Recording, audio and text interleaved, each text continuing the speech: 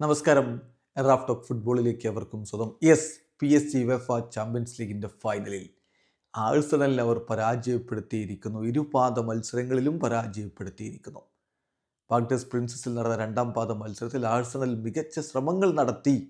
പക്ഷേ ജിയാൻലുക്കി ഡൊണാരുമയുടെ മികച്ച പ്രകടനവും മറ്റുമെല്ലാം ചേരുമ്പോൾ PSG 2-1 രണ്ടാം പാദവും വിജയിച്ചു. അഗ്രിഗേറ്റ് 3-1 വിജയമാണ് സ്വന്തമാക്കിയിരിക്കുന്നത്.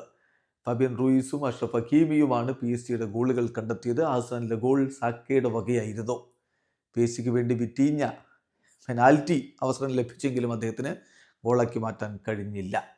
മത്സരത്തിൽ PSG മുന്നേറ്റങ്ങൾ നയിച്ചുകൊണ്ട് ഡിസേർഡോ, ബർക്കോള, കിച്ച കഴസ്കേലിയ എന്നിവരൊക്കെ ആദ്യ 11 ഒരുമിച്ചിറങ്ങി. ഒസ്മാൻ ഡെംബലെ ബെഞ്ചിലായിരുന്നു, സ്റ്റാർട്ടിംഗ് ലെവലിൽ ഉണ്ടായിരുന്നില്ല. മറുഭാഗത്ത് ഗബ്രിയൽ മാർട്ടിനെല്ലിയും മെറിനോയും ബുക്കായോ സാക്കയും ചേർന്നുകൊണ്ട് ആഴ്സണലിൻ്റെ മുന്നേറ്റങ്ങൾ നയിച്ചു.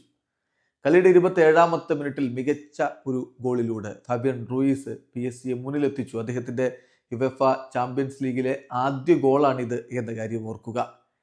ഏതായാലും അത് PSG മികച്ച ഒരു കുഷ്യൻ നൽകിയായിരുന്നു. കാരണം ആദ്യ പാദം ഒരു ഗോളിന് വിജയിച്ചിട്ടുണ്ട്. രണ്ടാം പാദത്തിലും അവർ തുടക്കത്തിൽ തന്നെ ലീഡെടുക്കുന്ന ഒരു സ്ഥിതിയും ഉണ്ടായി. ആദ്യ പകുതി അവസാനിക്കുമ്പോൾ ഏകപക്ഷീയമായ ഒരു ഗോളിന് PSG മുന്നിലായിരുന്നു. രണ്ടാം പകുതിയിൽ 69ാമത്തെ മിനിറ്റിലാണ് വിറ്റീഞ്ഞയുടെ പെനാൽറ്റി അദ്ദേഹം മിസ് ചെയ്യുന്നത്. എന്തായാലും അത് ഗോളാക്കാൻ അദ്ദേഹത്തിന് കഴിയാതെ പോകുന്നു. തുടർന്ന മത്സരത്തിൻ്റെ 72ാമത്തെ മിനിറ്റിൽ ഒസ്മാൻ ഡെംബലയുടെ അസിസ്റ്റിൽ നിന്ന് ഹക്കീമി ഗോൾ അടിച്ചതോടെ അഗ്രിഗേറ്റ് 3-0 എന്ന രൂപത്തിലേക്ക് PSG കടന്നുപോയിരുന്നു. അപ്പോഴും ആഴ്സണൽ നിരന്തര ശ്രമങ്ങൾ നടത്തി. ഒടുവിൽ 76ാമത്തെ മിനിറ്റിൽ ബുക്കായോ സാക്കയിലൂടെ ഒരു ഗോൾ അവർ മടക്കിയടിച്ചെങ്കിലും അതുകൊണ്ടാവുമായിരുന്നില്ല. വീണ്ടും ശ്രമങ്ങൾ തുടർന്നു. പക്ഷേ PSG 3-1 അഗ്രിഗേറ്റ് വിജയവുമായിട്ട് ഉവേഫ ചാമ്പ്യൻസ് ലീഗിൻ്റെ ഫൈനലിലേക്ക് എത്തിയിരിക്കുന്നു. വീഡിയോ അവസാനിക്കുന്നു.